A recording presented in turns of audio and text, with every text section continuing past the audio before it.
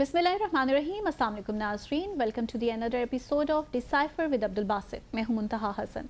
नाज़रीन, आज के प्रोग्राम में हम बात करेंगे हालिया रूनुमा होने वाले सानिया किर्गिस्तान के हवाले से कि जिसके नतीजे में हमें पाकिस्तानी तलबा खासी मुश्किलात का शिकार नज़र आए और बहुत ही शिकवा करते दिखाई दिए हमें पाकिस्तानी एम्बेसी के रोल पर। सो इसके हकीकत क्या है, क्या रोल होना चाहिए था और क्या रोल रहा, इस हवाले से डिटेल्स जानेंगे और तज्जिया लेंगे अब्दुल बासित साहब का। प्रोग्राम के दूसरे हिस्से में हम बात करेंगे मसला फ़लस्तीन के मुख्तलिफ ज़ावियों पर। एक हालिया दिनों में बहुत इंपॉर्टेंट डेवलपमेंट हमने देखी इस तनाजुर में। EU के बहुत इंपॉर्टेंट ममालिक हैं स्पेन, आयरलैंड एंड नॉर्वे। उन्होंने फ़लस्तीन को आज़ाद रियासत के तौर पर तस्लीम कर लिया है। आगे बढ़ेंगे और प्रोग्राम के तीसरे हिस्से में जानेंगे ईरानी सदर इब्राहिम रईसी और उनके रफ़ीक़ा की जो नागहानी मौत वाक़ई हुई है उसके डिफरेंट पहलुओं पर, और इब्राहिम रईसी कितने इम्पॉर्टेंट थे इस्लामी दुनिया के लिए और क्या किरदार था उनका आलम इस्लाम को यकजा करने में, और साथ ही साथ बैरूनी दुनिया के भी जो ममालिक थे उनको करीब लाने के हवाले से, और ख़ुसूसन मसला फ़लस्तीन में बहुत एक्टिव रोल हमें नज़र आ रहा था। सो ये नुकसान किस तरह से बियर करने जा रहा है आलम इस्लाम, इस हवाले से डिटेल में गुफ्तगू करेंगे अब्दुल बासित साहब से। सो प्रोग्राम का बाकायदा तौर पर आगाज़ करेंगे। सो बासित साहब, हमने सानिया किर्गिस्तान देखा, इसमें जो एम्बेसी का रोल रहा उस हवाले से बहुत ज़्यादा एक सीक्वेंस था शिकायत का जो कि मौसूल होता रहा, और हमने भी अपने प्रीवियस प्रोग्राम में भी एक तालिब इल्म से भी बराह रास्त बात की। सो ही सेड, जो उनके अल्फाज थे कि नंबर तो एम्बेसी ने यकीनी तौर पर प्रोवाइड किया हुआ है लेकिन वो नंबर जो है वो रिस्पॉन्डिंग नहीं है। सो इस वाक़यात जो रूनुमा हो रहे थे, इन हालात में ऐसा कहना तालिब इल्म का कि एम्बेसी इज़ नॉट रिस्पॉन्डिंग, आप इस स्टेटमेंट को किस तरह से देख रहे हैं? जी, बिस्मिल्लाहिर्रहमानिर्रहीम और सब देखने वालों को अस्सलाम वालेकुम। पहली दफ़े नहीं है कि पाकिस्तानी सफारतखानों के बारे में बात की जा रही है, उनकी परफॉर्मेंस के हवाले से तनकीद भी हो रही है कि जब भी कोई ऐसी सूरत हाल पैदा होती है जबकि बाहर मुकीम पाकिस्तानियों की सफारतखानों को ज़रूरत पड़ती है तो वो जिस तरह अंग्रेज़ी में कहते हैं they do not step up to the plate. वो ठीक उस ठीक वक्त सर, मैं आपको थोड़ा सा यहाँ पे इंटरप्ट करना चाहूँगी कि जब ज़रूरत पड़ती है तो वो अवेलेबल हैं ही नहीं।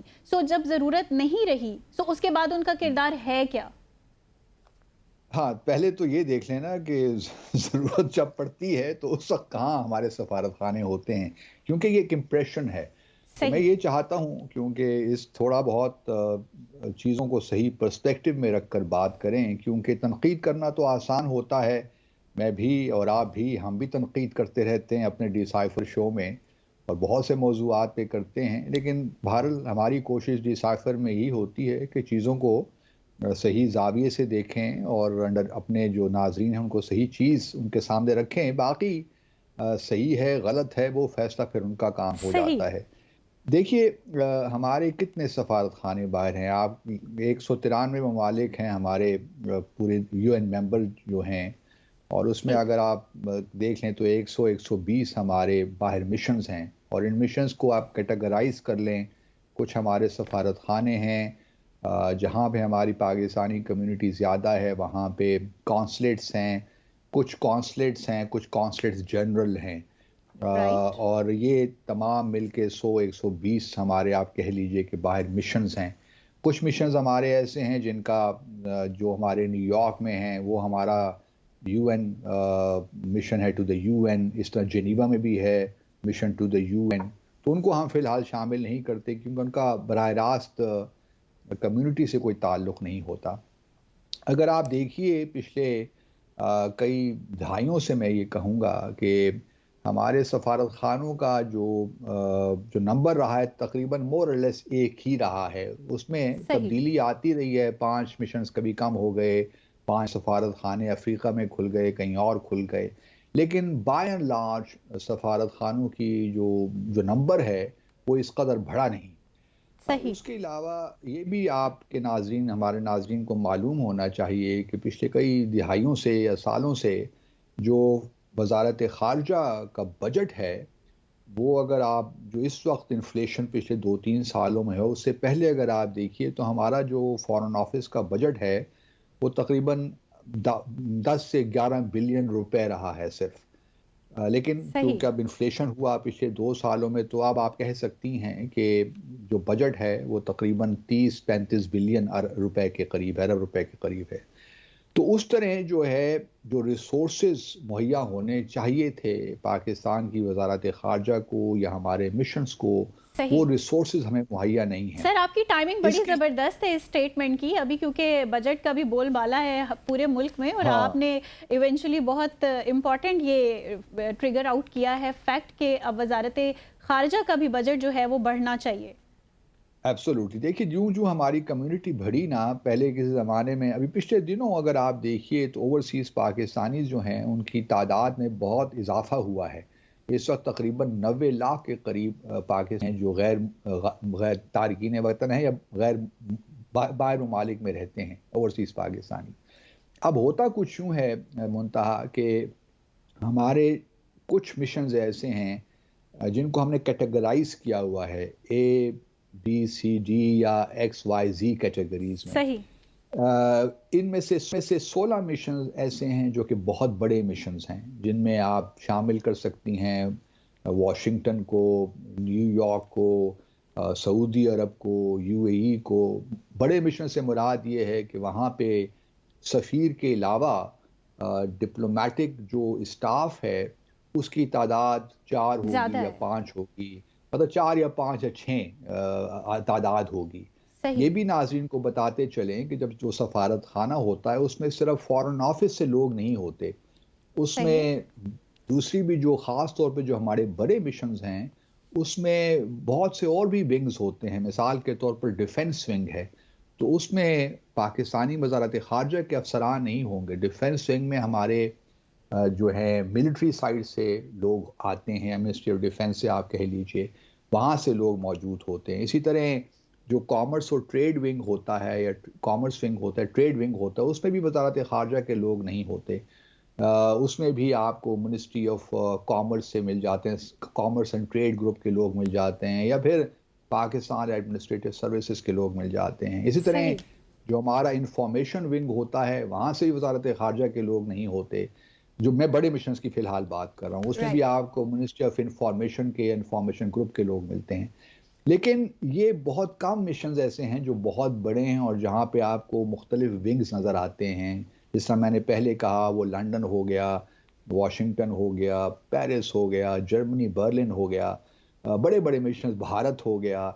تو یہ وہ مشنز ہیں جہاں آپ کو مختلف ونگز نظر آتے ہیں، اور یہ جو ان کا خرچہ ہے، اخراجات ہے، وہ سیپریٹ ہے، وہ وزارت خارجہ کے بجٹ میں نہیں آتا۔ اچھا، صحیح اب زیادہ تر جو ہمارے مشنز ہیں نا منتہا، وہ چھوٹے مشنز ہیں۔ ان کو ہم بعض اوقات کہتے ہیں 2 مین مشن، یعنی کہ ایک سفیر ہو گیا اور ان صحیح کے ساتھ ایک آفیسر ہو گیا، وہ 3rd سیکٹری سے لے کر کونسلر تک ہو سکتا ہے، 3rd secretary, 2nd secretary, 1st secretary یا کونسلر۔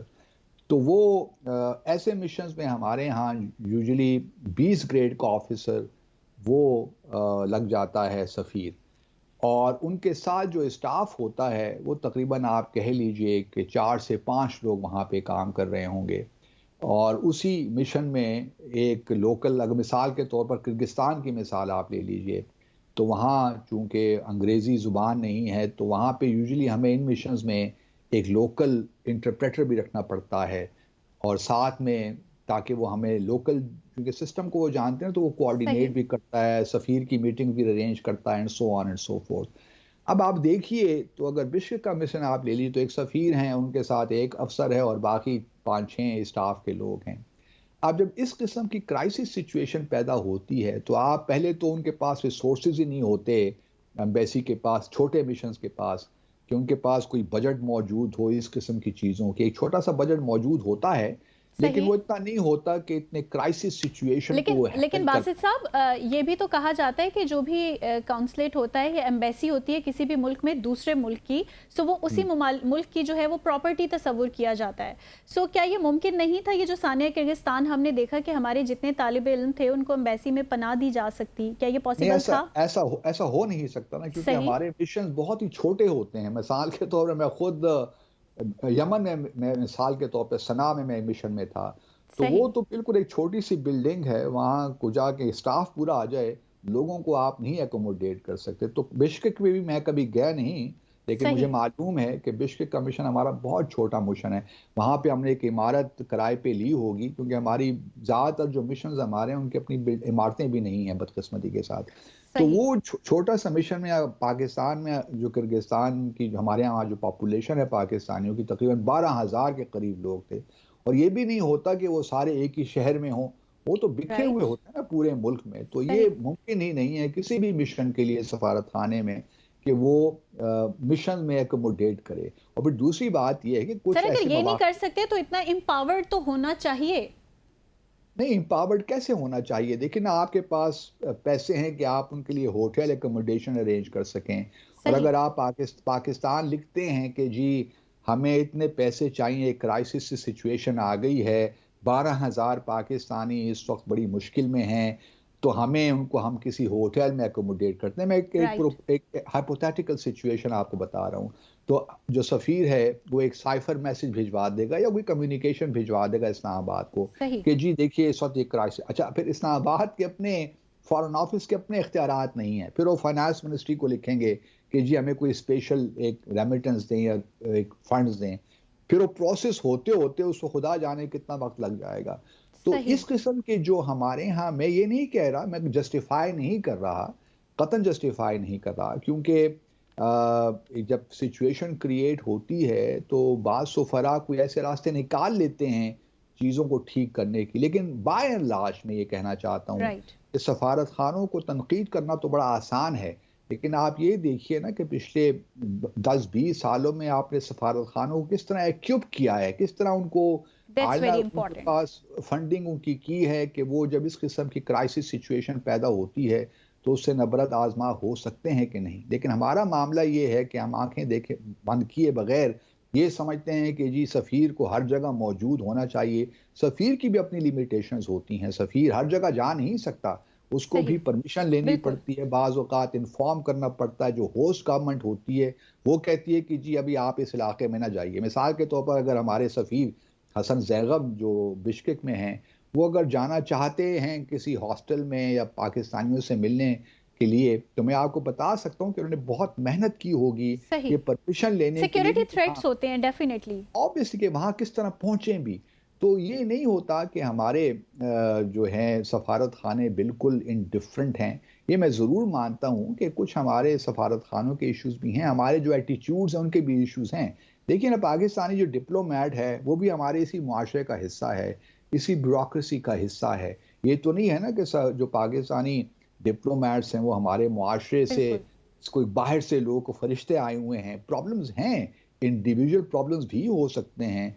एक शख्स है जो ज़्यादा पब्लिकली कमिटेड है पब्लिक सर्विस को, वो चाहता है कि वो आउट ऑफ वे जाकर पाकिस्तानियों की खिदमत करे। सही। एक शख्स का अपना मिजाज है, वो ब्यूरोक्रेटिक है, वो समझता है कि मैं तो यहाँ पे हुक्मरानी करने आया हूँ, मैं तो यहाँ का डिप्टी कमिश्नर हूँ। लेकिन वो लोग बहुत कम हैं। जो मेरा अपना तजुर्बा बताता है पिछले 36 सालों का, मैंने तो यही देखा है कि पाकिस्तानी जो हमारे सफारत खाने हैं वो आउट ऑफ द वे जाकर भी कोशिश करते हैं कि किस तरह पाकिस्तानियों की खिदमत करें। लेकिन जिस तरह मैंने पहले कहा, मिसाल के तौर पर हमारे बहुत से मिशन में कम्युनिटी वेलफेयर अटैचे भी होते हैं, कम्युनिटी सही। वेलफेयर काउंसिल, वो उनका ताल्लुक फॉरेन ऑफिस से नहीं होता। फिर एक और ही मज़े की बात आपको बताऊं कि जितने भी हमारे विंग्स हैं ना, ये जो इनको बाहर से अब जो पेरेंट इनकी मिनिस्ट्रीज हैं या डिपार्टमेंट्स हैं उनके साथ इनका लियाज़ान होता है। और वो सही। सफ़ीर को कोई किसी खातिर में नहीं लाते। वो कहते हैं कि सफ़ीर ने तो हमारी अगर एसीआर लिखनी भी है,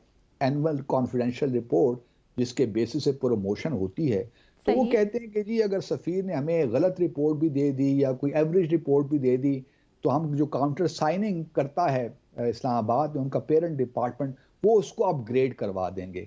तो बाज़ औक़ात ये राइट। भी होता है कि सफ़ीर को उस तरह वो भी रिपोर्ट भी नहीं करते या सफ़ीर को किसी खातिर में नहीं लाते। हमारे यहाँ एडमिनिस्ट्रेटिव लूप होल्स बहुत हैं। तो इसलिए मैं गुजारिश यही करूँगा कि सफारत खानों को बिल्कुल आप तनकीद करें जहाँ तनकीद बनती है, लेकिन ये कहना कि सारे सफारत खाने ही बिल्कुल बेकार हैं, ठीक। वो रिस्पॉन्ड नहीं सर करते, ये मेरे सर ख्याल में पर्टिकुलरली ये जो सानिया किर्गिस्तान रहा, इसमें जो एम्बेसी का किरदार रहा, आप इससे सेटिस्फाइड हैं?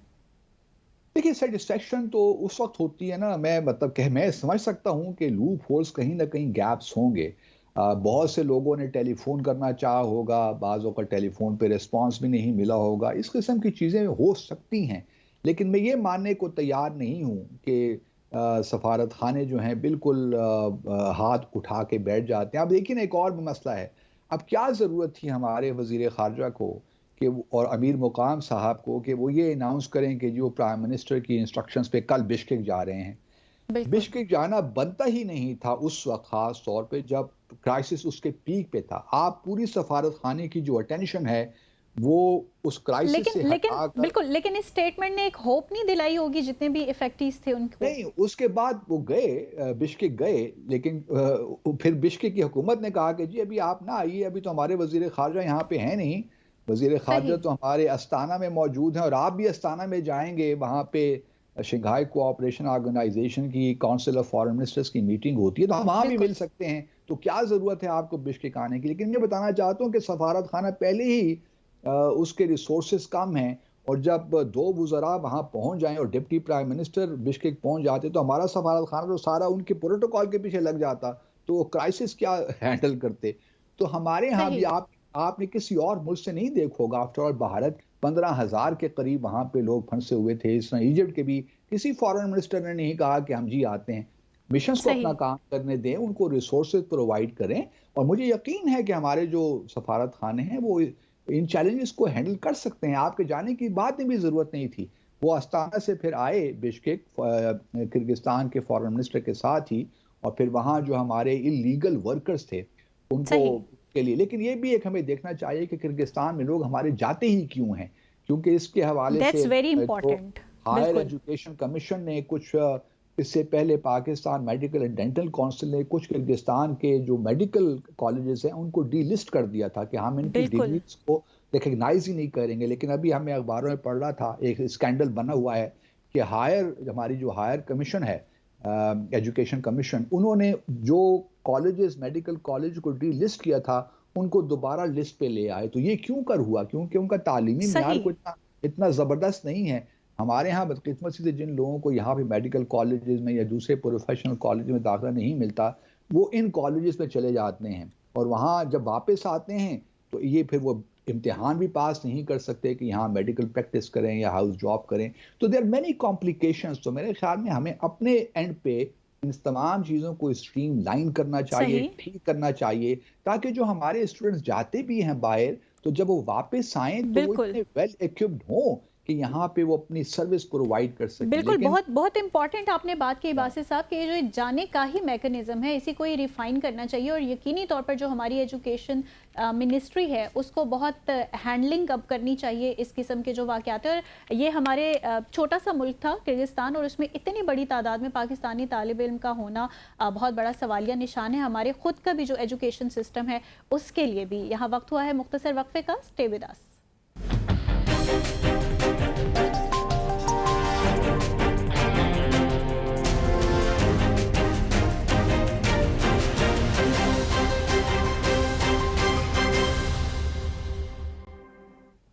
Welcome back. और प्रोग्राम के इस हिस्से में हम बात करने जा रहे हैं मसला फ़लस्तीन के मुख्तलिफ ज़ावियों की, और ख़ुसूसी तौर पर हम बात करने जा रहे हैं कि बहुत इंपॉर्टेंट यूरोपियन यूनियन के ममालिक हैं नॉर्वे, स्पेन, आयरलैंड, इन्होंने फ़लस्तीन को बतौर आज़ाद रियासत तस्लीम कर लिया है।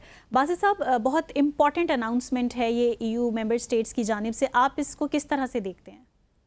जी, बिल्कुल ठीक कहा आपने, बड़ी अहम डेवलपमेंट है। और यूरोपियन कंट्रीज़ जो 3 हैं, नॉर्वे और स्पेन और आयरलैंड, इन्होंने बिलाखिर फ़लस्तीन की रियासत को बहैसियत रियासत तस्लीम कर लिया। इससे पहले अगर आप हमारे नाज़रीन जानते ही होंगे कि 143 ममालिक ने पहले ही फ़लस्तीन की रियासत को मंजूर किया हुआ था, तस्लीम किया हुआ था। सही। तो इन 3 ममालिक के बाद अब 146 ममालिक दुनिया में ऐसे हैं जो कि फ़लस्तीन को रियासत के तौर पे तस्लीम करते हैं। और अब शुनीद यही है कि कुछ और भी यूरोपियन जो कंट्रीज़ हैं, लाइक माल्टा है, स्लोवेनिया है, ये भी फ़लस्तीन को बहैसियत रियासत तस्लीम करेंगे।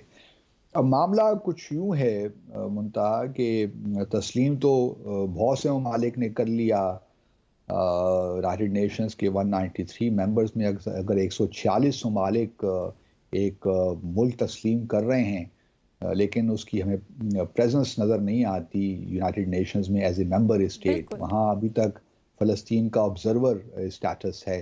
ابھی پچھلے دنوں یونائٹڈ نیشنز جنرل اسمبلی نے ایک قرارداد ہی پاس کی تھی، لیکن اس کا طریقہ کار یو این میں یہ ہوتا ہے کہ United nation security council recommend کرتی ہے یو این جی اے کو کہ ہم اس ملک کو یونائٹڈ نیشنز کا ممبر بنانا چاہتے ہیں.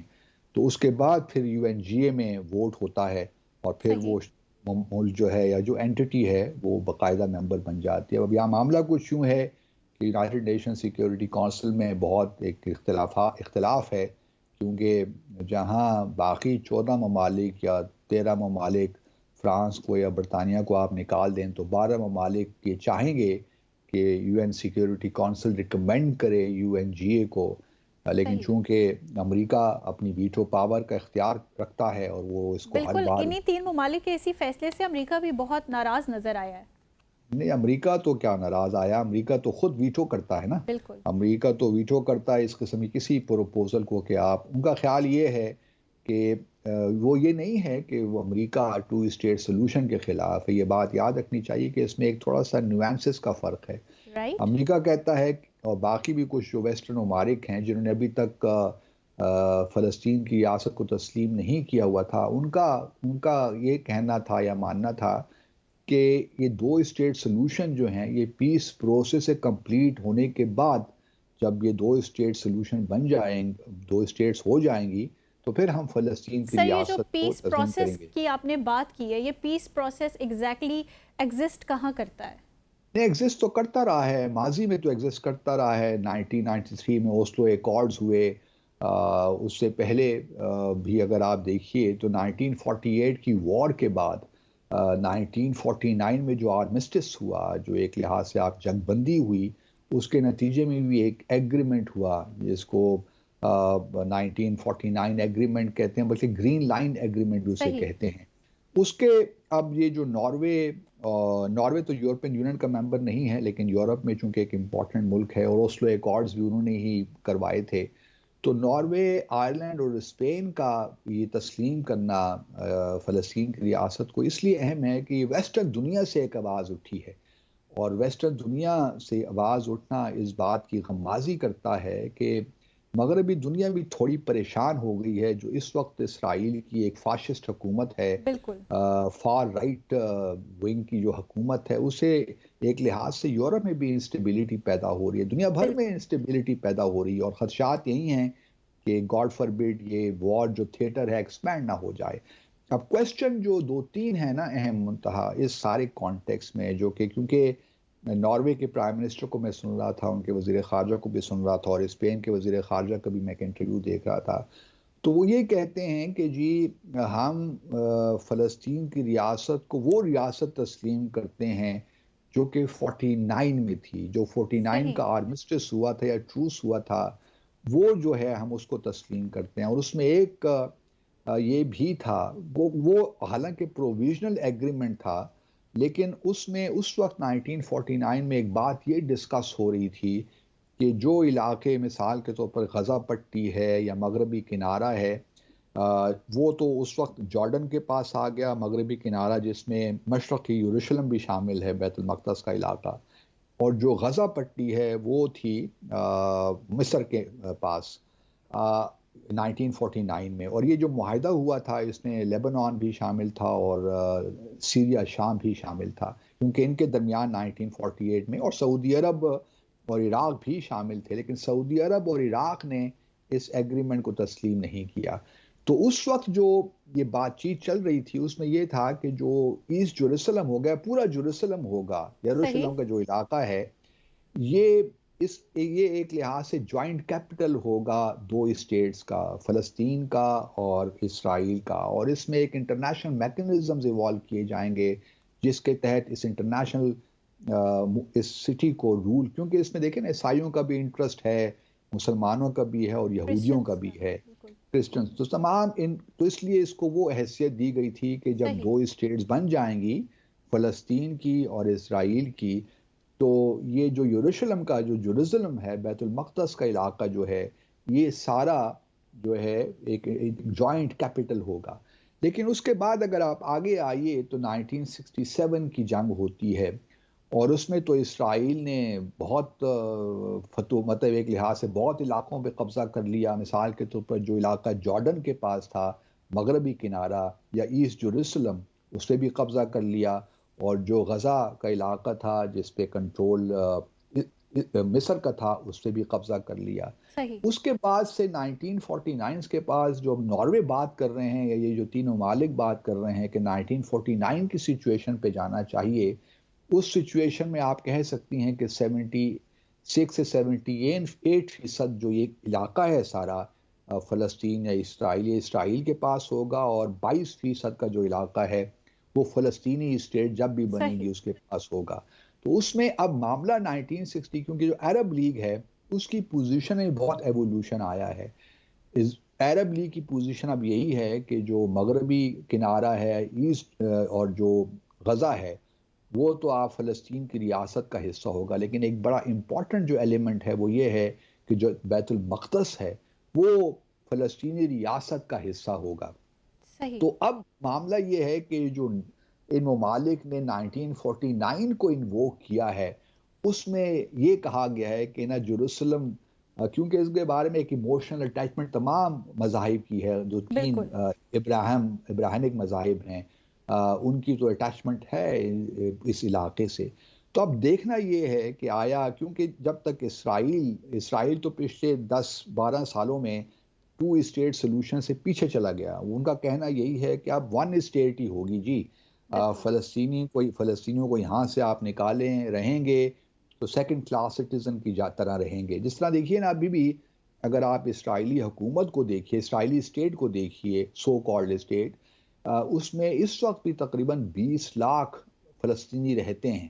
جو اسرائیل کی اسٹیٹ ہے، آپ غزہ پٹی کو بھی نکال دیجئے اور ویسٹ بینک کو بھی نکال دیجئے، تو بالکل، اس وقت جو اور حماس کا شاید یہی ایک تھا ان کی توقع یہ تھی کہ جب 7 اکتوبر کو یہ جنگ شروع ہوئی تو ان کا خیال یہ تھا کہ یہ جو 20 لاکھ اسرائیلی فلسطینی ہیں جو کہ اسرائیل میں رہتے ہیں، یہ بھی اندر سے اٹھیں گے اور ایک صحیح، لحاظ سے پرابلمز کریٹ کریں گے۔ لیکن انفارچونیٹلی ہم نے دیکھا کہ اتنا جو سپریس جو کر کے رکھا جاتا ہے کہ آئی رکھا تھنک ہوا اٹھنے کی کوئی گنجائش ہے نہیں ان کے گنجائش، تو پاس، وہ اس طرح نہیں ہو سکا بالکل، جس طرح حماس نے شاید سوچا ہوگا۔ لیکن بہرحال ویسٹ بینک میں تو پرابلمز ہوئے، کیونکہ وہ بھی ایک لحاظ سے انڈر آکوپیشن ہی ہے، اور اگر آپ دیکھیے تو جنین کا جو علاقہ ہے، جو ریفیوجی کیمپ ہے، اس پہ تو بار بار، اور بالکل، 7 اکتوبر کے بعد ویسٹ بینک میں بھی تقریباً 500 سے زیادہ لوگوں کو شہید کر دیا گیا بالکل، ہے، جبکہ غزہ میں اس وقت تعداد جو ہے 36,000 کے قریب لوگ شہید ہو چکے ہیں۔ بچوں اور خواتین کی تعداد بہت زیادہ ہے، بٹ اس کے علاوہ تقریباً 80,000 سے زائد لوگ اس وقت زخمی ہیں، اور زخمی بری طرح بھی ہو سکتے ہیں، کسی کا بازو نہیں ہے، کسی کی ٹانگ نہیں ہے، تو بڑے ہی مشکل حالات ہیں۔ لیکن اب اس کا فائدہ کیا ہوگا؟ اب اس کا دیکھیے، ایک ٹھیک ہے، مچ ہنجز کہ اسرائیل نے تو اس کو بہت سختی سے ریئیکٹ کیا ہے، امریکہ نے بھی سختی کے بالکل، ساتھ ریئیکٹ کیا ہے۔ دوسری طرف یہ بھی آپ کو یاد رہے کہ انٹرنیشنل کرمنل کورٹ کے جو پروسیکیوٹر ہیں، کریم خان، نیتن انہوں نے یاہو کے بھی بھی اریسٹ وارنٹس، بالکل، نتن یاہو کے بھی، اور ساتھ بن ساتھ گیور کے حماس بھی، اور لیڈرز پھر کے بھی، حماس کی لیڈرشپ کے بھی، انکلوڈنگ اسماعیل ہانیہ۔ تو ان سب کے جو ہیں، انہوں نے کہا ہے کہ وہ اب وارنٹس ایشو کے لیے ریکویسٹ کریں گے ICC کو۔ اب دیکھنا یہ ہے، کیونکہ اس پہ بھی کافی پرابلمز تو ہو سکتے ہیں، صحیح، جو کہ بہت سے ممالک جو ہیں وہ ICC کے جو اسٹیچوٹ ہے اس کو ریکگنائز کرتے ہیں، اس سے کمپلائی کرتے ہیں۔ تو اب سوال یہی پیدا ہوتا ہے کہ آیا اس سے جو اب ایک مومنٹم جنریٹ ہوا ہے، کیا اس کو سسٹین کیا جا سکتا ہے؟ پہلی بات تو ہم نے یہ دیکھنی ہے صحیح، کہ جو یورپین یونین کے بڑے ممالک ہیں، خاص طور پہ فرانس، جرمنی، کیا یہ بھی فلسطین کی ریاست کو تسلیم کریں گے؟ کیونکہ فرانس نے جب ICC کا یہ ہوا کہ کریم خان جو ہیں وہ وارنٹ سیک کریں گے، تو فرانس نے مثبت اسٹیٹمنٹ ایشو کی تھی. انہوں نے کہا تھا بالکل کہ جی ہم اس کو پازیٹیولی دیکھ رہے ہیں. بالکل. جرمنی تھوڑا بہت ریلکٹنٹ تھا، لیکن کچھ کافی ممالک نے اس کو پازیٹیولی اس پہ ریسپونڈ کیا. اب دیکھنا یہ ہے کہ کیا کون سے ممالک اب اس کو فالو کرتے ہیں. جیسا میں نے تو پہلے سر یہ جو کہا، ویسٹرن ایٹیٹیوڈ ہے، اس میں جو چینج ابھی ہم دیکھ رہے ہیں، جیسے آپ نے بھی ابھی ڈسکس کیا، سو آپ کیا سمجھتے ہیں یہ پیلسٹینینز کے لیے کوئی ہوپ پیدا کر رہا ہے اب؟ نہیں ہوپ تو دیکھیے بڑی زبردست پیدا ہوئی ہے، صحیح. لیکن یہ ہوپ دیکھیے نا، ہوپ ہوتی ہے تو یہ جو حق خود ارادت کی تحریکیں ہیں یہ آگے چلتی ہیں. یہی ہوپ ہے جو کشمیری بھی لوگوں کو ہے، یہی ہوپ فلسطینیوں بالکل کو بھی ہے. اور فلسطینیوں نے تو دکھایا ہے، اور یہ بات بھی میں اکثر اپنے کشمیری بھائیوں کو بھی کہتا ہوں کہ دیکھیے آزادی کے لیے بڑی قربانیاں دینی پڑتی ہیں. آزادی ڈیفینیٹلی. کوئی بھی آپ کو پلیٹ پہ رکھ کے نہیں دیتا کہ جی آپ نے آزادی مانگی اور ہم نے آپ کو دے دی. اور جو صحیح. فلسطینی قربانیاں دے رہے ہیں تو یہ انپریسیڈنٹڈ ہیں. اور میں تو ہم سب ڈیفینیٹلی. دیکھیے، آپ بھی ٹیلی ویژن پہ دیکھتی ہوں گی جو امیجز ہمیں دیکھنے کو ملتے ہیں، وہ تو انسان کو بالکل ایک پریشان کر دیتے ہیں کہ کیا لوگ ہیں، کس ایگزیکٹلی. چیز سے بنے ہوئے ہیں کہ ان کا جو عزم ہے، جو ارادہ ہے، وہ متزلزل ہی نہیں ہوا. وہ قربانیاں دیے جا رہے ہیں، اور ساتھ ساتھ یہ بھی کہتے ہیں کہ جی ہم اپنی آخری سانس تک لڑیں. کیا عورتیں، کیا بچے، کیا جوان، کیا بوڑھے، سبھی بالکل. قربانی دینے کو تیار ہیں. تو جب تک یہ جذبہ نہ ہو اس وقت تک آزادی نہیں ملتی. میرے خیال میں حماس نے ایک ایسا کام کر دکھایا ہے، اور فلسطینی لوگوں نے ایک ایسا کام کر بالکل. دکھایا ہے کہ اب یہ معاملات کہیں نہ کہیں آگے بڑھیں گے. اسرائیل بھی پریشر کہیں نہ کہیں بلڈ ہو. ہم امید یہ کرتے ہیں کہ اسرائیل میں جلدی انتخابات ہوں، ایک نارمل حکومت آئی. یہ تو ایک ٹیررسٹ فاشسٹ حکومت ہے نا.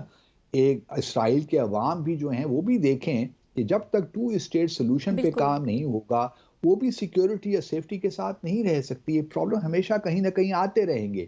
تو بیسٹ صحیح. Solution is 2 state solution.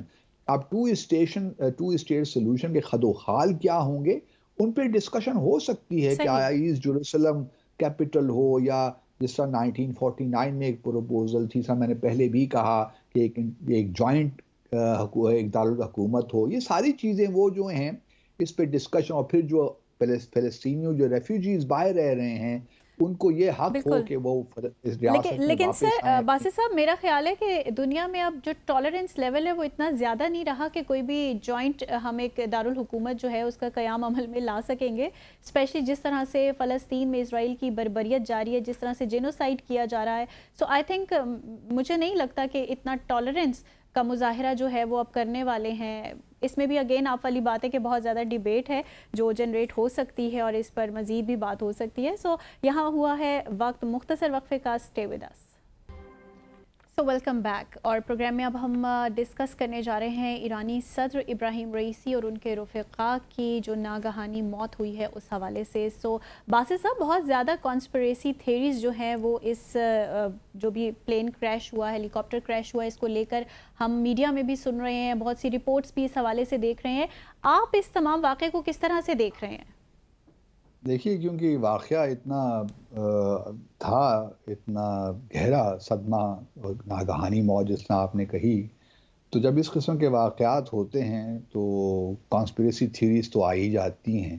صحیح. اور پھر چونکہ اس وقت جو حالات چل رہے ہیں دنیا کے، خاص طور پہ ویسٹ ایشیا میں جو اس وقت جنگ ہو رہی ہے اسرائیل اور فلسطینیوں کے درمیان، اس کانٹیکس میں بھی اگر آپ دیکھیے، اور پھر ایران اور اسرائیل کے درمیان جو معاملات ہوئے ہیں پچھلے بالکل. دنوں، وہ تو یہ تمام چیزیں آبویسلی جنم تو دیتی ہیں بالکل. کہ بھئی کوئی سازش ہوئی ہے. اور یہ اس طرح ہو نہیں سکتا تھا کہ 3 ہیلی کاپٹرز تھے، اور جس میں صدر رئیسی اور ان کے فارن مسٹر عبداللہ حیان موجود تھے. بالکل. وہ کریش ہو گیا، اور باقی جو ہیلی کاپٹرز ہیں وہ اپنی ڈیسٹینیشن کو پہنچ گئے. نہ صرف وہ ڈیسٹینیشن کو پہنچ گئے بلکہ جتنے بھی امپورٹنٹ لوگ تھے وہ سارے ایک ہی ہیلی کاپٹر کے اندر ایک ہی تھے. ہیلی اب ایک ہی ڈسپرسڈ ہیلی ہو جاتے ہیں نا. ہاں، تو اب اس کے 2 پہلو ہیں نا. کچھ لوگ یہ کہہ رہے ہیں کہ جی یہ سازش کے جو تانے بانے ہیں وہ باہر جا کر ملتے ہیں، اسرائیل سے ملتے ہیں، امریکہ سے بالکل. ملتے ہیں. لیکن ایک لوگوں کا خیال یہ ہے، اور وہ میرے خیال میں اسٹرانگ گروپ ہے جو یہ سمجھتا ہے کہ نہیں جی، یہ تو کوئی انٹرنل سازش ہی ہوئی ہے. انسائیڈ.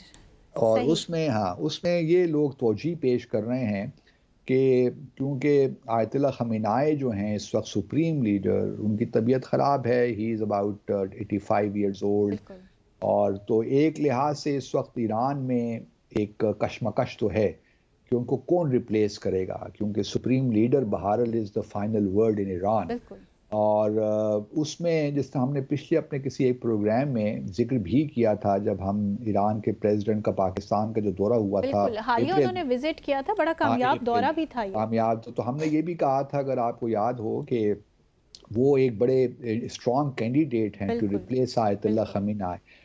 تو لوگوں کا خیال یہ ہے کہ شاید ایک اتنی زیادہ یہ کشمکش ہے، کیونکہ ایک طرف تو یہ تھے پریزیڈنٹ ابراہیم رئیسی، اور دوسری طرف جو ہیں وہ ہیں آیت اللہ انہی کے خامنہئی کے بیٹے، صاحبزادے بالکل، بیٹے مجتبیٰ خامنہئی۔ اب ان کے درمیان ایک ٹسل چل رہی تھی، تو صحیح، یہ کچھ لوگوں کا کہنا یہ ہے کہ ابراہیم رئیسی کو راستے سے نکالنے کے لیے اور ان کے لیے راستہ ہموار کرنے کے لیے سب کچھ کیا گیا ہے۔ اب ان چیزوں کو دیکھیے اسٹیبلش کرنا بہت مشکل ہوتا ہے، سچی بات، انلیس کہ صحیح، آپ انویسٹیگیٹ کریں، اور میرا نہیں خیال کہ ایران کی حکومت، چاہے وہ اس میں باہر کی کانسپریسی تھی یا اندر کانسپریسی تھی، میرا نہیں خیال کہ ایران کی حکومت اس کو ظاہر کرے گی یا وہ بڑا کلیئرلی بتائیں گے کہ کیا ہوا۔ ٹھیک ہے، صحیح، وہ اور اس کو اس طرح ہی پیش کریں گے کہ ایک ٹیکنیکل فالٹ تھا، انڈر کیونکہ کور ہی دیکھیے، رکھا جائے گا، ہاں اس کو انڈر کور، اس کی دو وجوہات ہیں نا، اگر وہ یہ کہتے ہیں کہ ڈومیسٹک سازش تھی تو اس کے اور ریپرکشنز ہیں اور اگر وہ صحیح، یہ کہتے ہیں کہ اسرائیل کی سازش تھی تو تو وہ پھر تو اس کی دنیا ایکسپیکٹ کر رہی ہے مزید نہیں، کوئی، ہاں پھر نہیں، اس کے علاوہ بالکل، ایران بھی ایکسپوز ہو جائے گا نا، کہ جی آپ کے اتنے ہی معاملات خراب ہیں، ویکنیس، بالکل، اسرائیلی حکومت جو ہے، آپ کا کوئی رزم و ضبط نہیں ہے، کوئی آپ کا سیکیورٹی ایسی چیزیں پروسیجرز نہیں ہیں کہ اسرائیل جب چاہے آپ کے صدر کو بھی ہلاک کروا دے، تو یہ پھر اٹ وڈ ریفلیکٹ پورلی آن ایران۔ تو رائٹ، دونوں طرف سے میں سمجھتا ہوں کہ ایران یہ کبھی نہیں کہے گا کہ یہ انٹرنل کانسپریسی تھی یا ایکسٹرنل کانسپریسی تھی، وہ اس کو اس طرح ہی پیش کریں گے۔ اور میں ایک انٹرویو دیکھ بھی رہا تھا صحیح، کہ دوسرے ہیلی کاپٹر میں جو ایک صاحب تھے، ان کا یہی کہنا تھا کہ جی جو ہے موسم تو نہیں، لیکن یہ ہے کہ کچھ ٹیکنیکل خرابیوں کی وجہ سے ہی یہ کریش ہوا، اور ہم نے چاہا کہ ہم ادھر رکے بھی لیکن ہم نہیں بالکل، رک سکے، and so on and so forth. تو میرا اپنا خیال یہ ہے کہ یہ معاملات مطلب اس پہ کوئی خاص مزید بحث نہیں ہوگی، کیونکہ اب ان صحیح، اینی کیس ایران نے اعلان کر دیا ہے کہ پریزیڈنشل الیکشنز کا بھی، بالکل، 28 جون کو انتخابات ہوں گے، بالکل، اور اس کے بعد نیا صدر آ جائے گا۔ ایک اور بات بھی میں اپنے ناظرین کو ہم بتاتے چلیں کہ ایران کا جو سسٹم ہے نا، اس میں گو کہ صدر از امپورٹنٹ، لیکن جہاں تک فارن پالیسی کے صحیح، معاملات ہیں یا سیکیورٹی کے معاملات ہیں، اس میں آیت اللہ خامنہئی جو سپریم لیڈر ہیں، ان کا جو ایگزیکٹلی، ہوتا ہے نا، اس سے وہ ڈائریکشن لیتے ہیں۔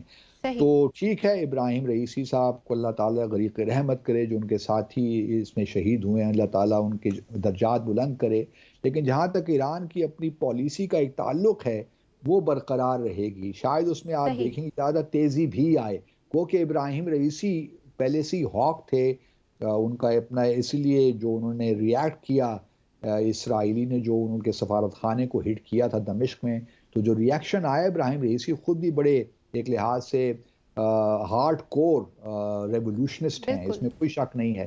تو وہ ایک جو پالیسی ہے ان کی کنٹینیو رہے گی میرے خیال میں، اور جس طرح بھی وہ حماس کو سپورٹ کرتے رہے، یا اسلامک جہاد کو، یا حزب اللہ کو لیبنان میں، تو یہ تمام وہ چیزیں پالیسی میں کوئی تبدیلی نہیں آئے گی۔ لیکن یہ صحیح، ضرور ہے کہ ابراہیم رئیسی صاحب نے، اور ان کے ہوتے ہوئے ہم نے دیکھا کہ ایران اور سعودی عرب کے درمیان بھی پیچ اپ ہوا، پھر ابراہیم رئیسی سعودی عرب گئے بھی، گو کہ محمد بن سلمان نے بھی جانا تھا، وہ وزٹ نہیں ہو سکا۔ اب دیکھتے یہ ہیں کہ نئے پریزیڈنٹ کون آتے ہیں، کون الیکٹ ہوتے ہیں، کیونکہ ان کا بھی سسٹم کافی کمپلیکیٹڈ ہے۔ لیکن یہ بات آپ صحیح، دیکھیے، اس میں ایران کو خراج تحسین پیش کرنا پڑتا ہے کہ کوئی بھی کرائسس نہیں ہوا، انہوں نے اپنے سسٹمز اتنے اسٹیبلش کر لیے ہیں کہ خدا نہ خواستہ اس قسم کے واقعات بھی اگر ہو جاتے ہیں تو پولیٹیکل کرائسس نہیں آتا۔ صحیح. تین چار دن کے بعد ہی دیکھیے انہوں نے اناؤنس کر دیا کہ 28 جون کو انتخابات ہوں گے. تو یہ بڑی انٹرسٹنگ پولیٹیکل پروسیس کی کنٹینیوٹی پولیٹیکل رہی. بالکل ہم نے کنٹینیوٹی دیکھا رہی. کہ خامنئی صاحب کا ٹویٹ بھی ہم نے دیکھا جس میں وہ پاکستان کے ساتھ تعلقات کو جو ہے بڑا ہائی لائٹ اس میں کر ہاں رہے ہیں. اور ہمارے چونکہ امپورٹنٹلی بات یہ ہے کہ اس دکھ کی گھڑی میں بھی وہ پاکستانیوں کے ساتھ اپنے رشتے کو بھول نہیں پائے. لیکن ایک ساتھ ساتھ یہ بھی بڑی انٹرسٹنگ بات ہے کہ ہمارے وزیر اعظم جب پہنچے تو ہم نے دیکھا کہ ہمارے جو وزارت وزیر اطلاعات ہیں وہ وہاں پہ کھڑے ہو کے پرائم منسٹر کی تصویریں لے رہے تھے. سو اس کو شاید آئی تھنک باسط صاحب وہ کچھ اطلاعات کا ہی کام کر رہے تھے. یوز آف میڈیا نہیں اینڈ دیکھو یار دا ہم فون. نے بھی دنیا میں کام کیا ہے. وہ ذرا ایسے کہاں کام کرتے ہیں کہ جب سو آپ باسط صاحب یہ this is the question which I am supposed to ask you because آپ ڈپلومیٹ رہے ہیں, آپ اس لیول پہ رہے ہیں, بیوروکریسی کا حصہ رہے ہیں. So let me ask you this question. So what was this body question language میں اینڈ تو یہ مطلب ہے میں تو حیران ہو گیا. وہاں پہ اور بھی کیمرہ مین پڑے ہوئے تھے اور جب بھی وزیر اعظم ٹریول کرتا ہے ان کے ساتھ اے پی پی کا کورسپونڈنٹ ہوتا ہے, پی ٹی وی سے بالکل. لوگ ہوتے ہیں. تو اس قسم کی چیزوں کو کیوں اپنے آپ کو آپ انوالو کرتے ہیں کہ یوں لگے کہ جی آپ بالکل پرائم منسٹر کے پرسنل اسٹاف کی طرح کام کر رہے ہیں. کیونکہ آج کل ہم سن رہے ہیں نا کہ شاید کوئی بہت سے مسلم لیگی جو ہیں وہ تارڑ صاحب کی جو پرفارمنس ہے بحیثیت وزیر اطلاعات اس سے خوش نہیں ہیں. شاید بلال لیکن انہوں نے رضائی اپنی پرفارمنس بہت اچھی دکھا دی ہے. لیکن اس میں انہوں نے کہا کہ جی میں تو آپ کا تابع دار ہوں, میں تو آپ کو فوٹو کھینچ بالکل کے فٹافٹ بالکل پاکستان بھجواتا ہوں اور سوشل پلیٹ فارم پہ لگاتا ہوں. لیکن یہ چیزیں جو ہیں ریفلیکٹس الٹی بیٹھ گئی. بالکل بالکل. بہت ایک دنیا میں کیا امپریشن گیا ہوگا کہ جی پاکستان کے وزیر اطلاعات وہاں پہ ایئرپورٹ پہ پہنچ کے پرائم منسٹر کی تصویریں لے رہے ہیں, کبھی اس اینگل سے تو کبھی اس اینگل سے تو کبھی اس اینگل سے. کیا دکھانا چاہتے ہیں ہم دنیا کو؟ یہی وہ چیزیں ہیں جن پہ ہمیں کچھ سوچنا چاہیے کہ ہم سو دا بحیثیت لیک آف قوم ٹریننگز, لیک آف کب پروفیشنلزم. میچور ہوں گے. ہم بحیثیت قوم ہم کیوں ایسے ایسے کام کرتے ہیں کہ جگ ہنسائی ہوتی ہے, دنیا بھی ہم پہ ہنستی ہے کہ یار یہ کیا لوگ ہیں.